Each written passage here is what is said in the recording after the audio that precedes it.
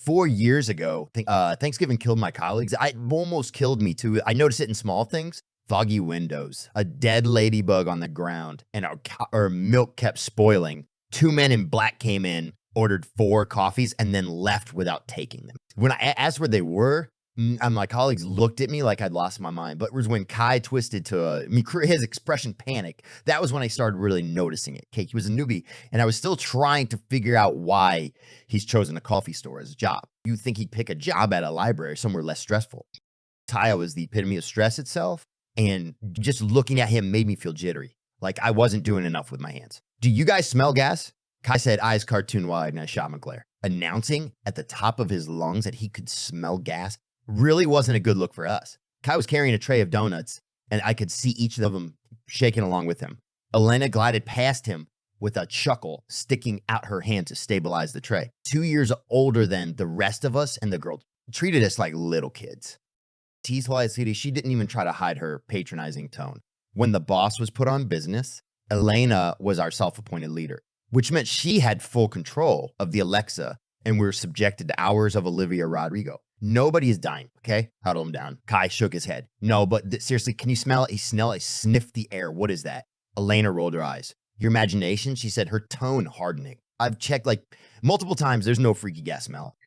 Another colleague, Casper, a broad-shouldered college football player, shoved him playfully. Originally from Australia, this guy's accent was too much on a Thursday morning. Casper had too much energy and was one hell of a control freak. I could sense his smile was a little too wide because we weren't all working at the speed of light. My colleague, however, was, Casper could make coffee with eyes closed. Dude, chill. He grabbed a plastic cup and steamed milk, already preparing another with his other hand. There's a smell. Like 15 minutes later, I glimpsed the windows fogging up. Yeah. The clock on the wall above the door didn't have a time.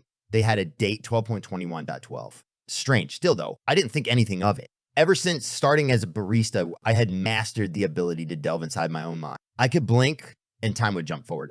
When my throat started to tickle, the windows were growing foggier, though it was a fairly warm day. Casper hadn't spoken to me. Yeah. Silently making drink after drink, hot cocoa and Lee tests, like he was being held at gunpoint. Ty was bouncing up and down in front of me, a manic energy around him that was starting to grate on me.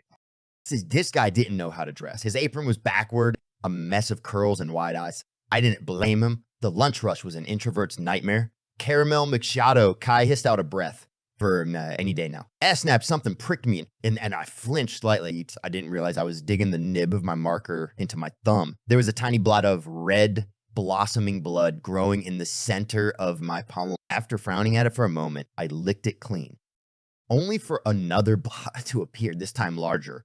Ignoring it, I turned my attention to Kai when Casper snapped at me to focus. Jamie, quit daydreaming.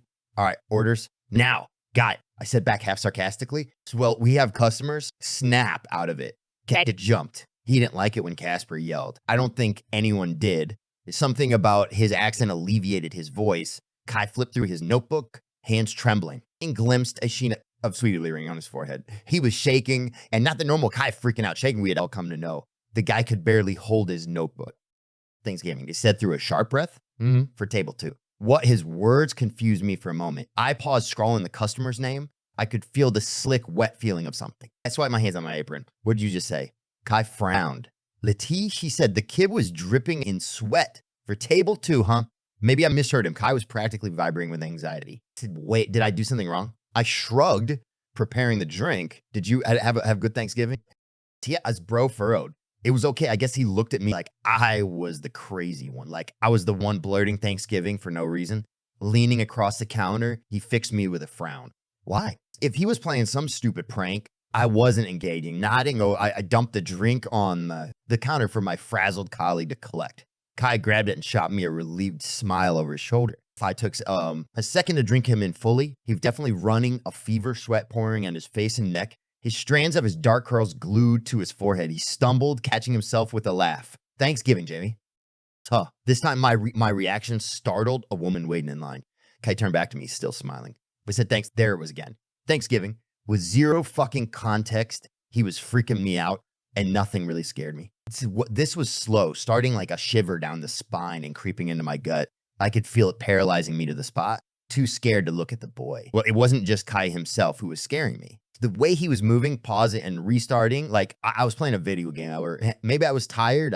I swiped it in my eyes, and he was right in front of my face. Thanksgiving, I shook my head, my own words slurring. Kai had drawn a smiley on his cheek. Why do you keep saying that? Saying what? Kai surprised me with a laugh. I said, can I go get milk from the storeroom? Was Kai trying? Oh, right. I was sweating, my face hot to the touch. Yeah, sure. I kept working, swiping in my own clammy forehead. I could no longer see out of the windows. The store was quickly filling up. Customers screaming their orders at us. I did as I was told, taking orders and making drinks. But at some point, something started to twist in the air. Jamie Casper poured steaming milk over himself, unblinking. He didn't even blink. That milk was at boiling temperature. I could see his skin bubbling. My colleague didn't react, pouring what was left of the steamed milk into a bottle cap. Can you hurry up? We got customers to Thanksgiving. We need teamwork, people. I didn't watch him claw at a lumpy, melted piece of his cheek, but I did see him flinging it on the floor. I made coffee, my head growing lighter, my thoughts starting to grow thick and heavy. I need to get out. But I couldn't move. Every time I tried, Casper was doing something progressively more insane, and I turned to him after the milk incident, and he was chugging chocolate syrup. Then he did a clumsy cartwheel, landing on his head. Still, though, my body worked like a robot. I couldn't fucking stop. More orders were cried out, and our customers stopped looking like people. They were animals throwing themselves at us, starving hands, reaching for coffee. Their words started to tangle into nonsensical screaming. And then Thanksgiving. I was preparing a coffee. I didn't remember, my own hands shaking, when a man jammed his iPhone into his right ear. I didn't know what the order was, and I was just pouring hot water. I was half aware, splashing on the floor, soaking my shoes. I couldn't tear my eyes away from the man. He was still smiling at me, awaiting his cocoa. Streaks of red seeping down his neck. There was something pulpy, a massive fleshy red dripping from his ear. Something snapped inside of me, but my body wouldn't stop. I plunked down a drink when the woman awaiting her plunged her fingers into her own eyes, lips splitting into a manic grin. With blood-stained fingers, she grasped a styrofoam cup and poured it over her head. I stumbled back straight into Casper, whose mouth was moving.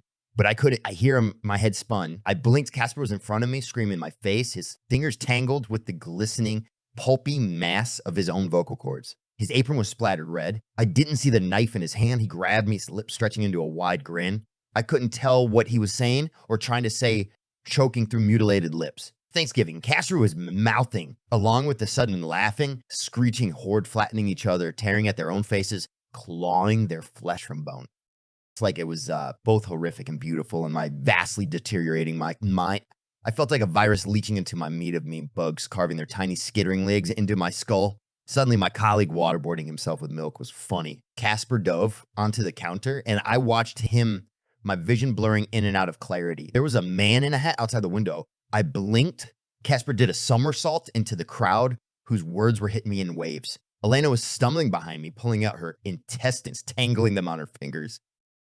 I didn't even see her guts hanging out. I didn't see her slice into her stomach. I just saw her confusing blur of gore, spiraling, spitting blood. She giggled, doing a pirouette. Elena was a great dancer. I found myself gleefully clapping my hand. See, Thanksgiving, Elena slipped in pool and red, joining hands with Casper. Thanksgiving, my own trembling fingers crept toward the silverware drawer, skimming over silver blades, blurring into one. Thanksgiving, I dragged the blade across my cheek and then into my own mouth, hysterical giggles escaping in a fountain of red. I pulled out my teeth one by one, sinking into the word, reveling myself in Thanksgiving, slipping to my knees. I found Kai already on the floor, sobbing into his knees. He was chewing into them, spitting out globules of fat. Yeah, when he lifted his head, Kai didn't know it cocked up his ear. Thanksgiving, he spluttered in a giggle. I nodded and we high-fived. Thanksgiving, one thought, heavily delayed, suddenly entered my mind. Oh yeah, I could smell gas. So that was fucking strong. Around half an hour later, I was still screaming Thanksgiving in the back of an ambulance. Elena and Casper were dead, and Kai was clinging on somehow. Before Thanksgiving's go, I almost lost my mind. I will never, ever celebrate that fucking holiday again. Needless to say, we should have listened to Newbie, because what the fuck?